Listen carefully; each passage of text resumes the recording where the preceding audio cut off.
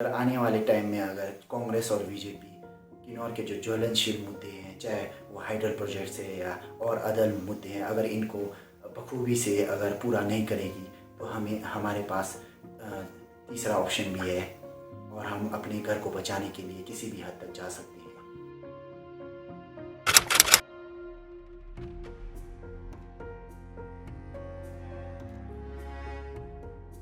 हमने आज यह निर्णय लिया है कि आने वाले जो मंडी लोकसभा उपचुनाव में हमारा वोट नोटा को जाएगा।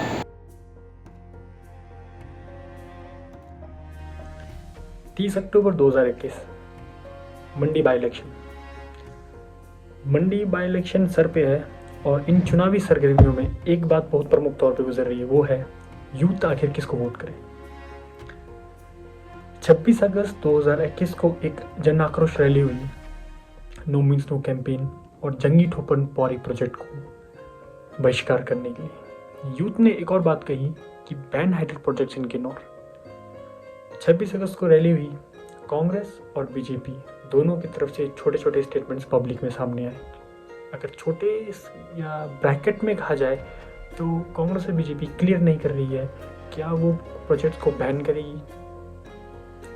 इन्हीं कन्फ्यूजन के बीच में किन्नौर का यूथ बात कर रहा है, क्या उसे इलेक्शन बायकॉट करना चाहिए, क्या उसे अपना इंडिपेंडेंट कैंडिडेट उठाना चाहिए था, या तीसरा ऑप्शन नोटा, क्या हमें नोटा को वोट करना चाहिए। तो हम समझने की कोशिश करेंगे कि आखिर नोटा है क्या।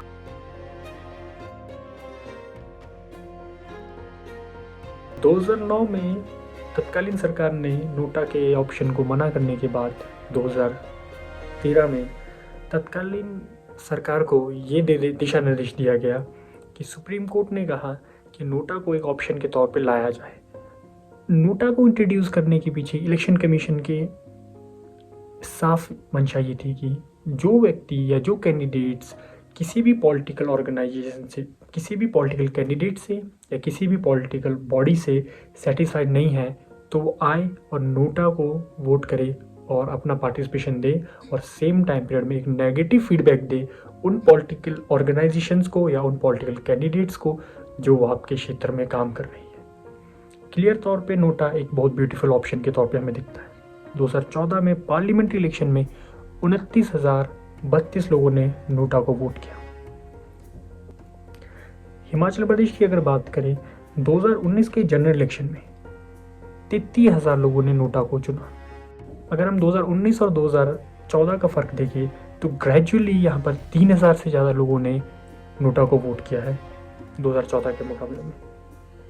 किन्नौर के 2017 और 18 के एमएलए चुनाव में 5 कैंडिडेट थे और उन 5 कैंडिडेट में 240 से ज़्यादा लोगों ने नोटा को चुना।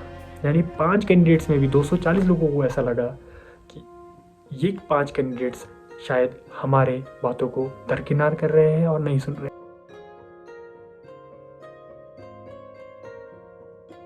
जब हम नोटा पे वोट डालने की बात कहते हैं तो हमें कहा जाता है कि नोटा को वोट डालना समय और अपने वोट की बर्बादी।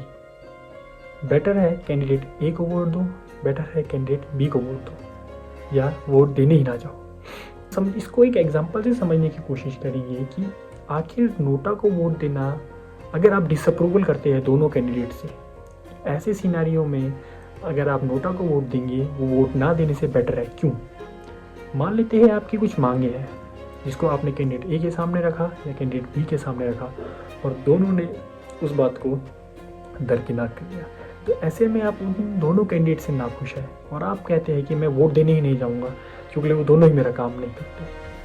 पर आप वोट देने नहीं जाएंगे, वो पहले ही आपका काम नहीं कर रहे, वोट नहीं देने के बावजूद भी वो आपका काम नहीं करेंगे। बेटर है आप नोटा को वोट दो और अपना स्ट्रेंथ दिखाओ, अपनी पोजीशन दिखाओ कि हमारे पास इतनी स्ट्रेंथ है, हमारे पास इतने लोग हैं जो ना ए को पसंद कर रहे हैं ना बी को पसंद कर रहे हैं। यानी कि नेगेटिव फीडबैक देंगे कैंडिडेट्स को कि हमारी मांगों को प्रमुख तौर पे सुना जाए, हमारी मांगों को प्रमुख तौर पे काम पे किया जाए। उदाहरण के तौर पे किन्नौर में 34,000 के आसपास वोटिंग होती है। 34,000 के पास जब वोटिंग होती है, हम तो इसको उदाहरण के तौर पे लेंगे। मान लो कैंडिडेट ए को 10,000 वोट पड़ते, कैंडिडेट बी को भी 10,000 वोट पड़ते। ऐसे में क्या होता है, 14,000 वोट अगर नोटा को पड़ जाए तो कैंडिडेट ए और कैंडिडेट बी को समझना होगा कि इन 14,000 लोगों को अगर हम अपनी बात समझाए या इनकी बातों को हम समझें और इनकी बातों को प्रमुख तौर पे किया जाए तो कैंडिडेट ए और कैंडिडेट बी विवश हो जाएंगे आपकी मांगों को प्रमुख तौर पे करने और सुनने के लिए।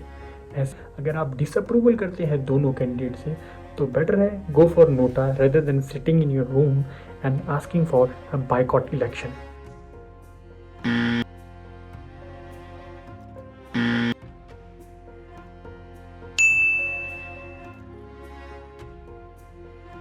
नमस्कार।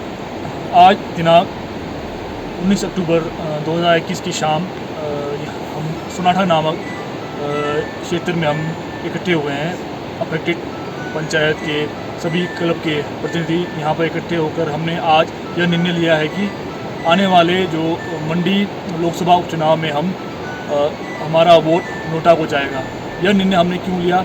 क्योंकि आप जैसा कि पूरा किन्नौर जानता है कि जो 14, 15 और 19 अगस्त को जो हमारे ग्राम सभाएं हुई थी उनमें से हमारे लगभग 30 ग्राम सभाओं से जो प्रस्तावित जल विद्युत परियोजनाओं के विरोध में ज्ञापन गए थे उन ज्ञापनों का कोई संज्ञान नहीं लिया गया और उन ज्ञापन का कोई भी उत्तर अभी तक नहीं आया। उसके बाद 26 को इतनी बड़ी रैली हुई, उसमें भी हमने ज्ञापन सौंपा अलग अलग जो संबंधित विभागों को और साथ ही साथ हमारे प्रदेश के मुख्यमंत्री को। लेकिन जो अभी हाल फिलहाल में हमारे यहाँ पर मुख्यमंत्री जी आए थे तो उसमें भी उन्होंने कहीं भी हमारा जिक्र नहीं किया। तो जंगी ठोपन प्रभावित पंचायतें इस बार नोटा को वोट करेंगे और हमारा पूरे किन्नौर से आह्वान है कि आप भी हमें इस मुहिम में अपना साथ दें। और मैं साथ साथ ये भी कहना चाहूँगा कि 23 अक्टूबर से प्रभावित पंचायत के क्लब अपने क्षेत्र में नोटा का प्रचार शुरू करेंगे। धन्यवाद।